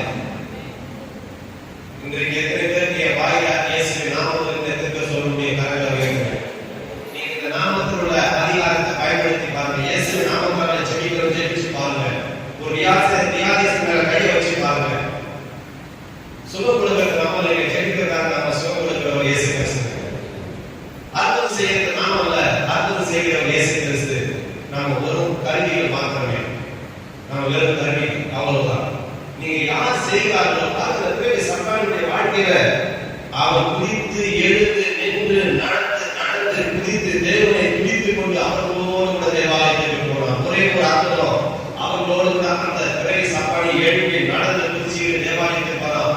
நான் விசுவாசிக்கிற இந்த சத்தத்தை கேட்கிற நீங்க இயேசுவின் நாமத்தை விதைக்க கற்றுக்கொண்டாக்கா அடுத்த வாரம் நீங்க வரும்போது உங்களோடு கூட யாரோ ஒருவர் உங்க கையை பிடிச்சி கூட்டிட்டு அவங்க வருவாங்க, உங்களை கூட்டிட்டு வருவாங்க. இங்க பேருக்கு யோவான் உள்ள வாப்பான கூட்டல இவங்க சேர்த்து ஒரு அற்புதம் ஒரு நாமத்தோட வல்லமைய அவங்க தான் கையை பிடிச்சி தூக்கி விட்டாங்க. ஆனா அவனாக உள்ள வரா. இன்றைக்கு நான் விசுவாசிக்கிறேன், யார் ஒருவர் அந்த நாமத்தை பயன்படுத்தினார்களோ அவர்களை பின்தொடர்ந்து வருவதற்கு ஒரு பெரிய கூட்டம் காத்துக்கொண்டார்.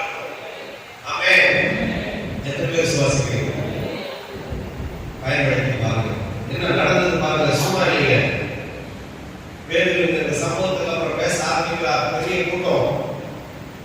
11வது வசனத்தை வாசிக்கிறேன். குணமாக்கப்பட்ட சப்பானி பேதுருவையும் யோவானையும் பற்றி கொண்டிருக்கையில் ஜனங்கள் எல்லோரும் பிரமித்து சாலமோன் மண்டபம் எனப்பட்ட மண்டபத்திலே அவர்களிடத்திலே ஓடி வந்தாங்க.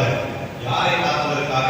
சாதாரணமாக திருவாரத்திலே இருந்த அந்த பிச்சைக்காரனை பார்ப்பதற்காக அந்த சாலமோன் மண்டபம் எனப்பட்ட மண்டபத்துக்கு ஜனங்கள் ஓடி வந்தாங்க. 4வது சீர் இருந்து இந்த சாலமோன் மண்டபம் எதிர்த்து நம்ம சர்ச்சை பறிச்சுன்னா ஆள் கிடையாதுங்க. ஏறக்குறைய 30,000 40,000 பேர்கள் உட்காரக்கூடிய ஒரு பெரிய ஒரு மண்டபம், பெரிய ஹால். வேத ஆராய்ச்சியாளர் சொல்றாங்க, அன்னைக்கு அந்த பிறவி சப்பானிய அவனுடைய வாழ்க்கை நடந்த அற்புதத்தை பார்ப்பதற்காக கிடந்த 4வது சீரிலிருந்து வந்து அந்த மண்டபத்தை நிரப்பிட்டாங்க. அந்த மண்டபம் நிரம்பி வழிந்தார். ஒரே ஒரு மனிதனுடைய வாழ்க்கை நடந்த அற்புதத்தை பார்த்து மண்டபம் நிரம்பி வழிந்தது. பேர் பிரசங்கம் பண்ண ஆரம்பிக்கிறார். இயேசுவை பற்றி சொல்ல ஆரம்பிக்கிறார். அந்த 40,000 பேருக்கு சொல்ல ஆரம்பிக்கிறார். நடந்த காரியம் 4வது அதிகாரம் 4வது வசனம். வசனத்தை கேட்டவர்கள் அநேகர் விசுவாசித்தார்கள். அவர்கள் தொகை ஏறக்குறைய 5,000 இருந்தது. ஒரே ஒரு பிரசங்கத்தை 5,000 பேர்கள் இயேசுவை விசுவாசித்தாங்கன்னா இந்த இயேசுவின் நாமத்தில் வல்லமை சாதாரண வல்லமை இல்லை, சர்வ வல்லமையுடைய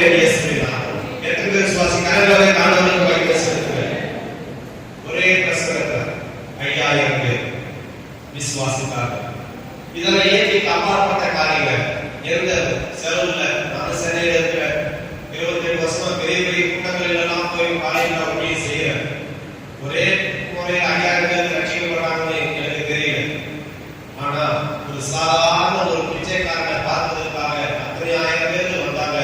படிப்படியாக அந்த பேதுரு அந்த 4 அதிகாரம் 13 வசனங்களிலிருந்து பேதுருவும் யோவானும் பேசுகிற தைரியத்தை அவர்கள் கண்டு அவர்கள் படிப்பறியாதவர்கள் என்றும் பேரவை உள்ளவர்கள் என்றும் அறிந்தபடியால் ஆச்சரியப்பட்டு அவர்கள் இயேசுவுடனே கூட இருந்தவர்கள் என்று அறிந்து கொண்டார்கள். பேதுருவும் யோவானும் படிப்பறியாதவர்கள், பேரைகள். ஜனங்கள் சொல்றாங்க படிப்பே இல்லை, பேரையா இருக்கிறாங்க. ஆனா உடனே இயேசு கூட இருக்கிறவங்க.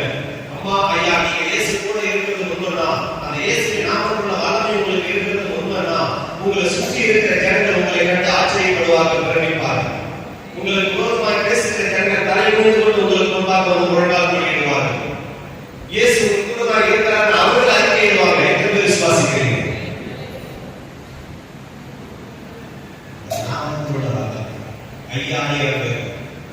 ஐயாயிரம் பேர் இல்லைன்னு சொல்லி இருந்தாங்க. ஒண்ணுமே என்கிட்ட என்ன இருக்குது, இதை புரிஞ்சு கொண்டுதான் நமக்கு கிருபை தேவை.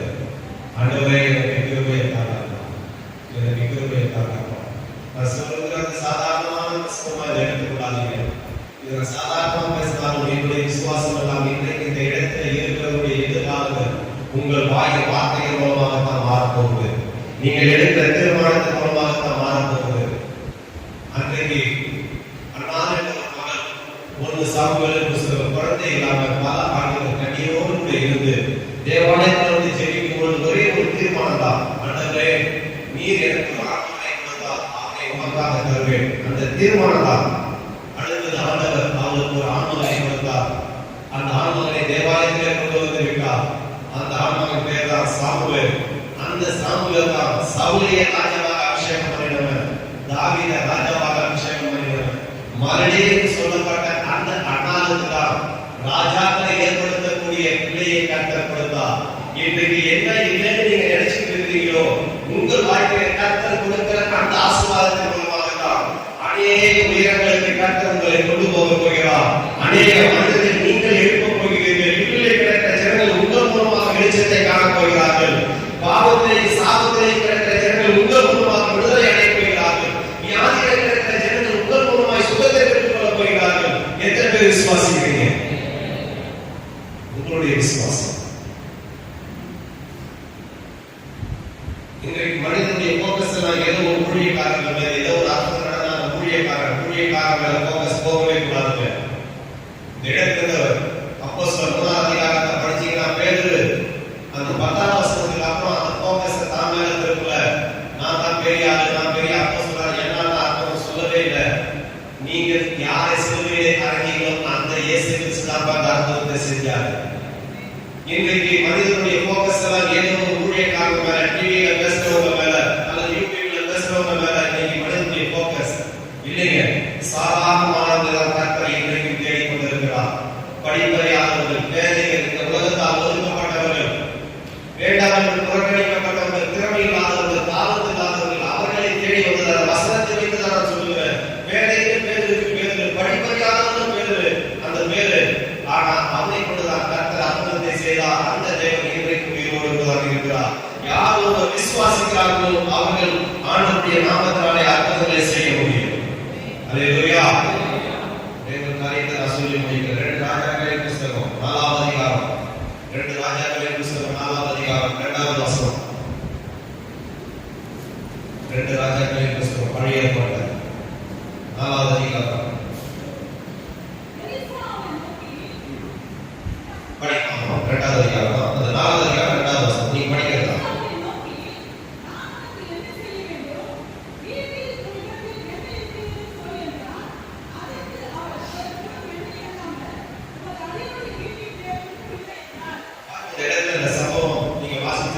ஒரு தீர்க்கதரிசியுடைய மனைவி ஒரு நாள் எலிசாவிடத்தில் வந்து முறையிடுகிறார். என்ன முறையிடுகிறார்? என் கணவர் ஒரு ஊழியக்காரர் தீர்க்கதரிசியை ஊழியம் செஞ்சுட்டு இருந்தாரு, திடீர்னு இறந்துட்டாரு. இறந்ததுக்கு முன்னாடி கடன் வாங்கியிருந்தாரு. கடன் கொடுத்தவங்கெல்லாம் வந்து என்னுடைய 2 பிள்ளைகளை பிடிச்சிட்டு போறதுக்காக வீட்டு வாசப்படியில் வந்து இருக்கிறாங்க. எனக்கு என்ன செய்யுதுன்னு தெரியல. எலிசா வந்து முறையிடும் பொழுது அந்த இடத்துல பாருங்க, ஒரு பரிதாபமான ஒரு நிலைமை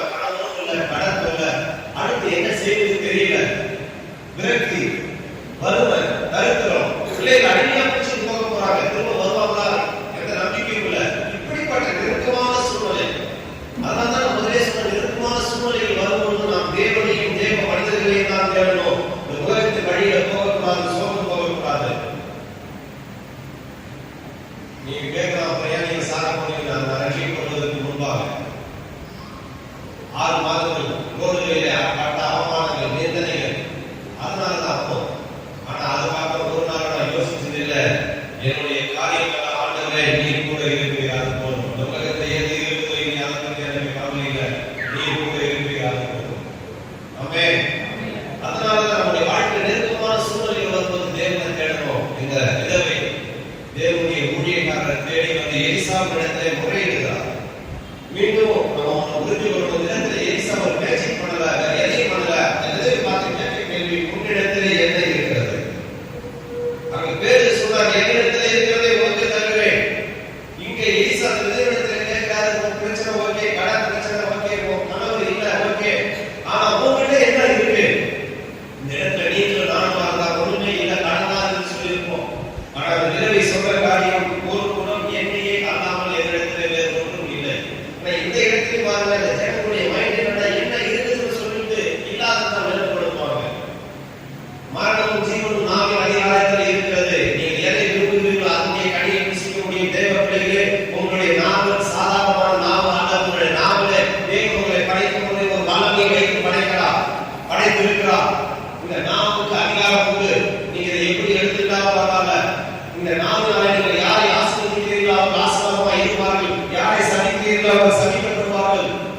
இந்த நாவுக்கு வல்லமை உண்டு. இந்த நாவு நெருப்பு போன்றது. யாக்கோபுல வாசிக்கிற நாவு நெருப்பு. இன்னைக்கு எத்தனையோ குடும்பங்களிலே சமாதானம் இல்லாமல், நிம்மதி இல்லாமல், நீங்க எத்தனையோ பேருடைய ஆசீர்வாதம் தடைப்பதற்கு காரணம் இந்த நாவு. இந்த நாவை மாற்ற நாம் கையாள கற்றுக்கொள்வோம் என்றால் ஆசீர்வாதமான வார்த்தை, விசுவாசமான வார்த்தை, ஆண்டவருக்கு மகிமையான வார்த்தைகளை பேச கற்றுக்கொள்வோம் என்றால் நம்முடைய வாழ்க்கையை அநேகருக்கு ஆசீர்வாதமாய் மாற்ற தேவன் போதுமானவராக இருக்கிறார். அல்லேலூயா. வீட்டுல பேசப்பொழுது, பிள்ளைகளிடத்துல பேசப்பொழுது, சாதாரண உங்களுக்கு பிரச்சனைகள் போராட்டங்கள் வரும்போது அமைதியா இருங்க. வெளியிடத்தில் வரும்போது கொஞ்சம் அமைதியா இருங்க. வெளியிடத்தில் வரும்போது கொஞ்சம் அமைதியா இருங்க. அந்த வெளியிடத்தில் 100 பேருக்கு சொல்லாதீங்க. ஒரு பிரச்சனை வரும்போது 100 பேருக்கு சொல்லாதீங்க.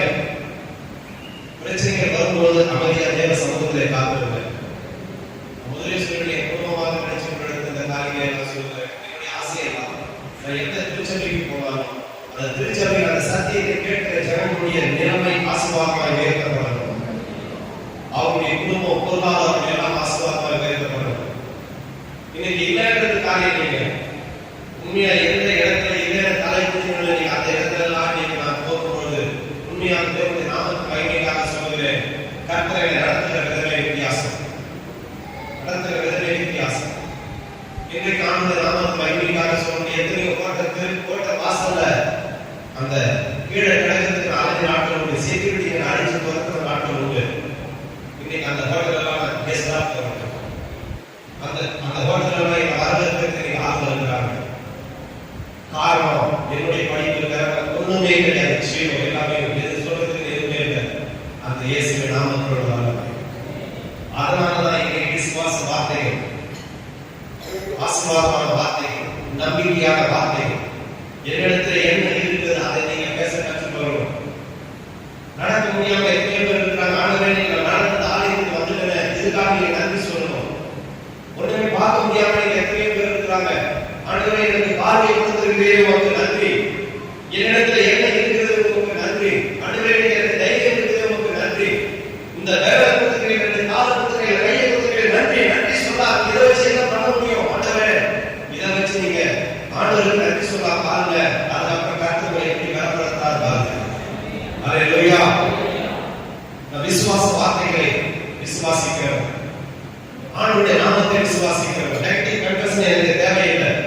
இன்னொருத்த பத்தி பேசுறதுக்கு ஆலயத்துக்கு வர வேண்டிய அவசியம் இல்லை. என் கையில பைபிள் வேண்டிய அவசியம் இல்லை. என்னுடைய கருவிகளை குறித்து நான் மேன்மை பாராட்ட வேண்டிய அவசியம் இல்லை. ஏனென்றால் இந்த கலப்படத்தில் கிறிஸ்து ஒருவர் என்னோடு இருக்கிறார். அவர் சொல்லுகிறார், நான் உன்னை விட்டு விலகுவதும் இல்லை, உன்னை கைவிடுவதும் இல்லை. அல்லேலூயா. இந்த விதவை சொன்னா என்னிடத்தில் ஒரு கூட என்ன இருக்கிறது.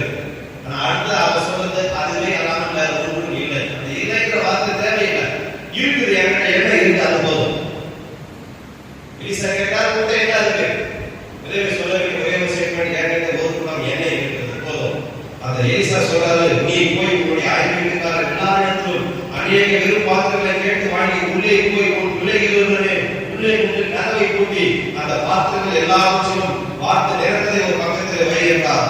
அவனிடத்தில் இருந்து போய் தன் பிள்ளைகளுடைய கதவை பூட்டி கொண்டு அவர்கள் பாத்திரங்களை அவனிடத்தில் கொடுக்க அவள் அவைகளில் பார்த்தால் அந்த பாத்திரங்கள் நிறைந்தது. அவள் தன் மகன் ஒருவனை நோக்கி இன்னும் ஒரு பாத்திரம் கொண்டு வா என்றார். பார்த்து நடந்த காரியம் அந்த வேதத்தில் இருக்கிறது உண்மைங்க. ஒரு கூட எண்ணெயை வச்சுக்கிட்டு அந்த எலிசா சொன்னார், நீ போய் உன் அறை கதவை கூட்டு, உன் பிள்ளைகளோடு உன் அறை கதவை கூட்டு, உன் வீட்டில் எல்லா பாத்திரத்திலும் இந்த எண்ணெயை கொண்டு ஊத்து. இவங்க நினைச்சிருக்கலாம் ஒரு கூட என்ன இது இன்னொரு பாத்திரத்தில் ஊத்துறது இல்லைங்க. வார்த்தைகளை கீழ்ப்படியும் போது நம்முடைய வாழ்க்கையில் அற்புதங்கள் நடக்கும். உங்களிடத்தில் இல்லை உள்ளதை எதையாக பயன்படுத்தும் போதுதான் உங்களிடத்தில் இருக்கிற கொஞ்சம் பணம் கொஞ்சம் காரியம் எதையாக நீங்கள் பயன்படுத்தும் போதுதான் அது மூலமாக அற்புதம் நடக்கும். உங்களுக்கு இருக்கிற கொஞ்சம் விசுவாசத்தை வச்சு நீங்க ஒரு சின்ன ஜெபம் பண்ணுங்க, ஒரு வியாதியத்துக்காக ஒரு தலைவலிக்காக ஜெபம் பண்ணுங்க, அந்த அற்புதத்தை செய்வார். உங்களுக்கு இருக்கிற கொஞ்சம் விசுவாசத்தை வச்சு யாரோ ஒரு சுவிசேஷத்தை சொல்லுங்க, இயேசு நல்லவருடைய வாழ்க்கை அற்புதத்தை செஞ்சா சொல்லுங்க, கர்த்தர் அதை ஆசீர்வதிப்பார். உங்க வீட்டுல ஒரு 4 பேர் கூட்டி ஒரு சின்ன பிரேயர் மீட்டிங் வைங்க. உங்க வீட்டுல பக்கவாதத்தை கூட்டி வைங்க. அது மூலமா அநேகர் உங்கள் மூலமாக ஆசீர்வதிக்கப்படுவார்கள். நான் இதெல்லாம் ஆயிரம் சாட்சிகளை சொல்ல முடிய நேரம் இல்லை. அவர் தன்னிடத்தில் ஒரு கூட எண்ணெயை ஊத்த எண்ணெய் நிரப்பி வழிஞ்சிருங்க. அதை கதவை கூட்டுங்க. ஏன்னா இந்த இடத்துல இருக்கிற வேற ரகசியங்கள் வேற ஒரு பொக்கிஷன் தோட்ட பொக்கிஷன் நம்ம காரியங்களை கற்றுக் கொடுக்கிறது.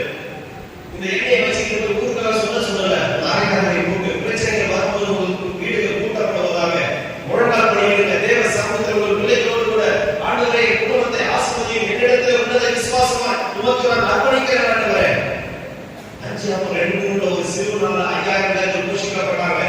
உங்களிடத்தில் உள்ளதை வைத்துதான் கர்த்தர் உங்களுடைய எதிர்காலத்தை ஆசீர்வதிக்க போகிறார், உங்கள் பிள்ளைகளை ஆசீர்வதிக்க போகிறார். எத்தனை விசுவாசிக்கிறீங்க?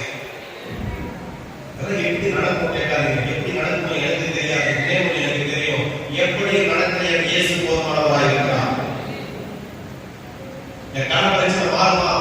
நீங்க கேள்வி கேட்கிறாங்க, எப்படி மாறும் எனக்கு தெரியாது. நான் எனக்கு விசுவாசம் உண்டு. உங்களிடத்தில் இருக்கிறதை வைத்து உங்கள் பிரச்சனைகளை மாற்ற இயேசு இன்றைக்கு வரவேற்கிற தேவன். அதே எண்ணெயை வச்சு அந்த குடும்பத்துடைய கடன் பிரச்சனைகளை மாற்றுவது மாத்திரமல்ல, அவருக்கு எதிர்காலத்திற்கு போதுமான அளவுக்கு கர்த்தர் அதை ஆசீர்வதித்தார். அந்த தேவன் இன்றைக்கு இதே இடத்தில் உயிரோடு இருக்கிறார். கரங்களை ஆண்டவருக்கு இன்னைக்கு அந்த சூழ்நிலைக்கு இருக்குது. நீங்க நினைச்ச இடத்துக்கு வந்திருக்கலாம். தேவ ஊழியக்காரன் நான் உங்களுக்கு சொல்லுகிறேன், இன்றைக்கு மாத்திரம் உங்களை ஆசீர்வதிக்கிறவராக ஆண்டவர் உங்களுடைய மரண பரியந்தம் உங்களை கரப்பிடித்து நடத்துகிறவர், உங்களுடைய தேவைகளை சந்திக்கிறவர், தலை முடியாமல் நடத்துகிறவர், கருவற்றாமல் நடத்துகிறவர், பார்வை முகாமல் நடத்துகிறவர், எந்த இடத்தில் கணித்து தவிக்காலத்தில் நடத்துகிறவர் என் ஆண்டவராக இயேசு. எத்தனை பேர் விசுவாசிக்கிறீங்க? பலமாகாரங்களுக்கு ஆண்டவர்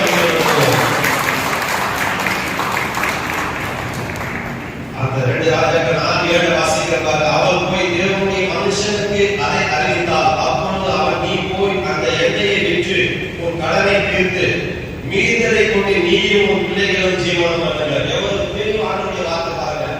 இருந்த ஒரே ஒரு கூட என்ன கடனும் தீர்த்தது, எதிர்காலத்திற்கும் கர்த்தர் அந்த எண்ணெயை கொண்டு ஆசீர்வதித்தார். இன்னைக்கு அம்மா அந்த இடத்துல கொஞ்சம் கால் பலவீனத்தோடு கூட நடந்து வந்தீங்க பாருங்க. இந்த பலவீனத்தை நடந்து வந்ததை கர்த்தர் பார்க்கிறார். உங்களை பலப்படுத்தி உங்களுக்கு எதிர்காலம் முழுவதும் உங்களை கரம்பிடித்து நடத்த அவர் போதுமானவராக இருக்கிறார். உங்களுக்கு இருக்கிற கொஞ்சத்தை கர்த்தருக்காக இன்வெஸ்ட்மென்ட் பண்ணுங்க. எத்தனை பேர் இன்வெஸ்ட்மென்ட் பண்ணுவீங்க? என்ன தவறு எடுக்கணும், நான் ஏதோ காணிக்கை எனக்கு நான் யார் எனக்கு கர்த்தருடைய கிருபையினால் நாமத்தால சொல்லுவேன். 28 ஆண்டுகள் நான் யாரிடத்தில் எதை எதிர்பார்த்தாலும், ஏனென்றால் எனக்கு ஒரே ஒரு எதிர்பார்ப்பு இயேசு கிறிஸ்து அவருடைய நாமத்துள்ள வல்லமை என்னுடைய ஊழியத்துக்கு தேவையானத ஐ ஹேவ் ஆல் இன்ஃப்ராஸ்ட்ரக்சர். எனக்கு என்னுடைய ஃபேக்டரி என்னுடைய காரியங்கள் ஒரு மாசத்துக்கு ஒரு வாரம் வேலை செஞ்சு நான் போதும் 20 நாட்கள் வட இந்தியாவை போய் ஊழியம் செய்யணும். அப்போ காரியங்களை எனக்கு கொடுத்திருக்கிறார். ஆனால் அதுவும் செய்யறதுக்கு எனக்கு நேரம் இல்லை. எனக்கு நேரம் இல்லை, சம்பாதிக்கிறதுக்கான விருப்பமும் இல்லை. என்னுடைய விருப்பம் எல்லாம் தெருவோரங்களிலே, தேவாலய வாசப்படியிலே, தெருவோரங்களிலே, குப்பை தொட்டிகளிலே, தெருவோரங்களிலே நம்பிக்கையில்லாமல் கிடக்கிற ஆத்மாக்கள் இன்றைக்கு தேடி அழைத்து கொண்டிருக்கிறேன். என்னால் முடிந்த அளவுக்கு கிராமங்களிலேயும் பட்டணங்களிலேயும் சுவிசேஷத்தை அறிவித்துக் கொண்டிருக்கிறேன். பல எதிர்ப்புகளை சந்தித்துக் கொண்டிருக்கிறேன், உண்மைதான். ஆனால் எதிர்ப்பால நான் ஒரு காலத்தில் எதிர்த்தவன் தான், ஏளனம் பேசினவன் தான். ஆனால் இன்றைக்கு அந்த எதிர்ப்பு ஏளனத்தில் குறை சொல்கிற காரியத்தை நான் தூர வச்சுட்டு ஆண்டவரே எனக்கு கொடுத்த திறமை, எனக்கு கொடுத்த ரட்சிப்பு. இதை வைத்துக் கொண்டு உனக்கு என்ன செய்யணும்? கர்த்தர் பலப்படுத்திக் கொண்டிருக்கிறார், ஓடிக்கொண்டிருக்கிறேன். உங்களுக்கு உள்ளதை கர்த்தருக்காக இன்வெஸ்ட்மெண்ட் பண்ணுங்க. கர்த்தர் உங்கள் மூலமாய் ஆயிரங்களை ஆசீர்வதிக்க அவர் போதுமானவராக இருக்கிறார். எத்தனை பேர் விசுவாசிக்கிறீங்க? இப்பொழுது என்னுடைய சாட்சி வேதத்தை சொன்னதுக்கு அப்புறம் உங்களுடைய குறைகளை குறித்து நீங்க கவலைப்படவே கூடாது. குறைக்காக நீங்க கவலைப்படவே கூடாது. உங்களுடைய தேவைகளை சந்திக்க என் தேவன் போதுமானவராக இருக்கிறார். வேறொரு காரியம், எனக்கு 2 பசங்க, என் சின்ன பையன் ஒரு நாள் ஒரு செருப்பு கேட்டான். நான் அவர்கிட்ட எதுக்காக நான் சொல்றது, இயேசு நாமத்துள்ள வார்த்தையை சொல்லி செய்தியை முடிக்கிறேன். அவன்கிட்ட சொல்றேன், ஒரு 4 ஷூ இருக்குது, செருப்பு இருக்கு, என்ன இருக்குமா செருப்பு? அவன்கிட்ட நான் என் கதையை சொன்னேன், எங்க அப்பா நான் 12வது படிக்கும் போதே எனக்கு முதல்ல செருப்பு வாங்கி கொடுத்தாரு அப்படின்னு அவன் சொன்னேன். அவன் என் பையன் என்னை பார்த்து சொன்னான், என்ன எதை கேட்டாலும் உங்க அப்பா கதையை எனக்கு பேசிட்டு இருக்கிற நீ. உங்க அப்பா கிராமத்துல மாட்டு வண்டியில போயிட்டு ஒரு விவசாயி. என் அப்பா யார் தெரியுமா? ஜெட்டா கார்ல ஒரு பிசினஸ் மேன். நான் உன் அப்பா கிட்ட கேட்கறேன், என் அப்பா கிட்ட கேட்கறேன், நீ முடியுமா முடியாதுன்னு என்னை பார்த்து சொன்னான். அப்போதான் நான் நினைச்சேன், என் அப்பா கதையை நான் அவங்ககிட்ட பேச வேண்டிய அவசியம் கிடையாது. அவன் அப்பா கிட்ட பேசிட்டு இருக்கான், இவன் என் ஸ்டேட்டஸ பாக்குறான். அப்ப இதுல இருந்து நான் புரிஞ்சு கொள்ற காரியம், ஒரு மகனுக்கு தன்னுடைய தகப்பனை குறித்த அந்த ஸ்டேட்டஸ் மீது இவ்வளவு நம்பிக்கை இருக்கும்னா, என்னுடைய பரம தகப்பன் வானத்திலேயும் பூமியிலும் சர்வ அதிகாரம் உள்ளவர். எனக்கு நான் இந்த உலகத்தில் இருக்கிற காரியத்தை அல்ல, என் தகப்பனை நோக்கி பார்க்கிறேன். எத்தனை பேர் விசுவாசிக்கிறீங்க? அவரிடத்தில் ஏதாவது குறை இருக்குதா? அதனால்தான் ஜோதிகளின் பிதாவினிடத்தில் இருந்து பூரணமான எந்த வரமும் உங்களுக்கு என்ன தேவையோ, சுகமோ, ஆசீர்வாதமோ, நன்மையோ, குழந்தை பாக்கியமோ, உங்களுடைய பிசினஸோ, ஊழியமோ, தேவைகளோ எதுவாக இருந்தாலும் பிதாவினிடத்தில் இருந்து இறங்கி வர அது போதுமானதாக இருக்கிறது. கர்த்தருடைய நாமத்திற்கு மகிமை உண்டாகட்டும். உங்களிடத்தில் உள்ளதை நீங்கள் பயன்படுத்த கற்றுக்கொள்ளுங்கள். இந்த சர்வ வல்லமை இயேசுவின் நாமம் எந்த இடத்திலையும் உங்களை வெட்கப்படுத்தாது. அந்த நாமத்தில் உள்ள வல்லமை உங்களை ஆயிரங்களுக்கு ஆசீர்வாதமாக மாற்றும்.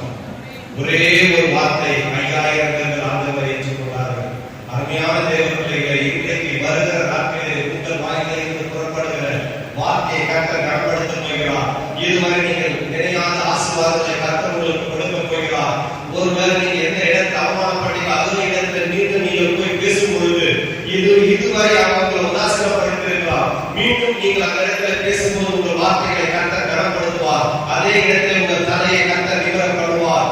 எந்த இடத்திலும் வெட்கப்பட்டு போவது இல்லை என்று சொல்ற காரியம் இனி உங்களுடைய வாழ்க்கையில் இல்லாமல் போவதாக.